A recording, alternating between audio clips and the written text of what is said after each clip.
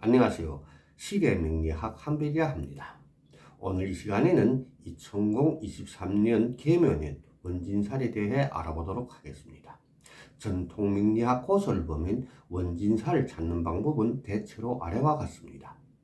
원진살은 년지를 기준으로, 즉 태어난 띠를 기준으로 사주원국에서 찾으며 특히는 양남, 음녀를 구분하여 찾는다고 하였습니다.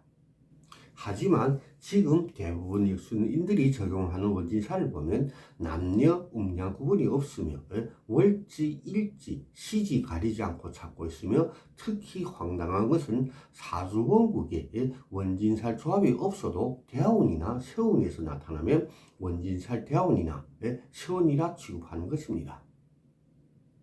원진살은 주로 부부간의 감정에 많이 적용되는 살입니다. 하지만 지금은 부모 자식 간, 형제 간, 친구 간에도 적용되며 심지어 기타 규령에도 적용되고 있습니다. 예를 들어 교통사고가 발생하였는데 사주조합과 년운이 흐름에서 형살이나 백호살 등 사고에 해당하는 살들이나 기타 유사한 살들이 없이 원진살만 있을 경우에는 원진살로 인하여 교통사고를 당했다고 돌려맞추기를 합니다. 그 외에도 원진살에 대한 설명들이 많습니다. 예를 들면 원진살이 나쁜 살이라고 하면서도 또한 조합이 다름에 따라 크게 성공하는 좋은 살로 바뀌기도 한다는 것입니다. 인간이 운명을 논하는 신성한 학물, 이렇게 귀에 걸면 귀걸이, 코에 걸면 코걸이 식으로 장식하니 얼마나 유치하고 황당한 장난들입니까? 하지만 명리학의 연구가 없는 일반 평민들은 역술인들이 이렇게 말하면 이런가 하고 저렇게 말하면 저런가 하거나 속아 넘어가게 되는 것이 일수입니다. 자, 그럼 이 사주를 가지고 알아봅시다. 이 사주는 신유년 무술월 임신일 계묘시에 태어난 여성분이 명조입니다.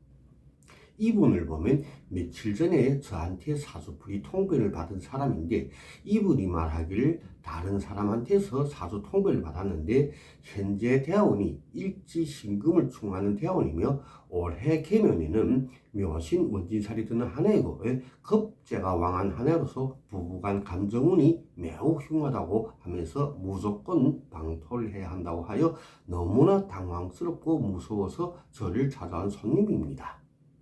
제가 이 맹조를 보고 올해는 원진살이 드는 세월은 맞지만 그분이 판단처럼 그렇게 무서운 세월이 아니라 하면서 크게 신경 쓸 필요가 없을 것이며, 반면에 올해는 부부간 감정이 좋고 배우자의 사업이 길한 한 해로서 배우자의 사업이 크게 되어 재물복이 좋은 한 해가 될 것이라고 하였습니다. 그러면서 지나간 일들을 간단하게 풀이하여 주면서 만약 저희 풀이가 맞는다면 저희 말을 믿어도 된다고 하였습니다.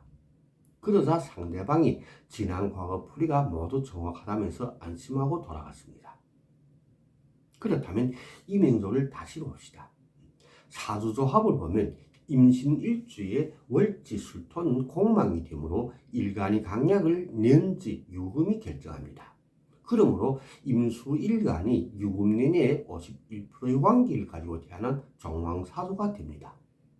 따라서 용신은 임비가 되고 기신은 재관식상이 됩니다. 현재는 임인대운이고 새해는 계면년입니다. 계면년을 보면 세운묘와 일지신금은 원진살이 되므로 원진살 세운이 맞습니다. 다만 한 가지 우리가 알아야 할 것은 원진이라 해서 강약이나 작용관계를 무시하고 무조건 원진살로 취급하는 것은 잘못된 견해라 하겠습니다. 원국과 대운, 세운이 작용관계를 보면 묘신 원진은 상호간 작용력이 없습니다. 즉 상대방에 대하여 큰 영향력을 주지 않는다는 것입니다. 간단하게 말하자면 무의미한 원진살 세운이라는 뜻입니다. 여기에 대한 상세한 이해관계를 알자면 저 한별이 시대명리학에서 원국, 대운, 세운이 삼자작용 관계를 참조하시면 되겠습니다.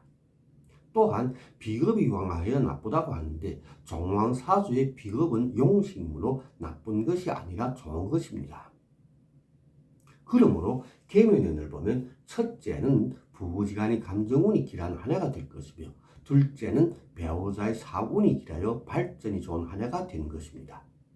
특히 한 가지 중요한 것은 사주조합을 보면 타고난命이 능력 있는 배우자를 만나 혼인운이 길한 명으로 태어난 것입니다. 그러므로 어떤 흉한 대운이나 세운을 만나도 쉽게 풍파곡절이 있어 이혼하는 조합이 아니라는 것입니다. 그러므로 원국조합, 즉 그릇을 제대로 잊지 못하고 어느 한 신살이나 운이 흐름만 가지고 좋다 나쁘다라고 단식 판단을 하는 것은 적중률이 없는 잘못된 판단이라 하겠습니다.